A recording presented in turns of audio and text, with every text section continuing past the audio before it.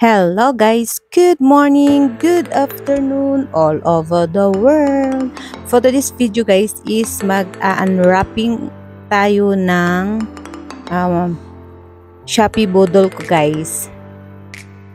Sa Shopee Bodol. Meron tayong parcel na dumating na 360 Auto Fish Tracking Selfie Stick Pad. Yes guys, so para yan siya, parang kung sundan-sundan tayo kung kahit saan tayo pupunta, so hindi na tayo mahirapan lipat-lipat ng mga anggulo sa ating cellphone kung magkukuha tayo ng video.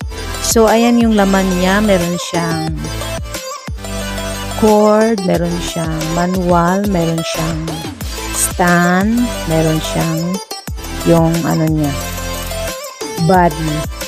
Kasi yan siya guys. So parang lang nila yung mukha natin. Parang sensor siya. So kung gusto mo din ng light, gusto mo maliwanag, meron siyang dalawang accessories.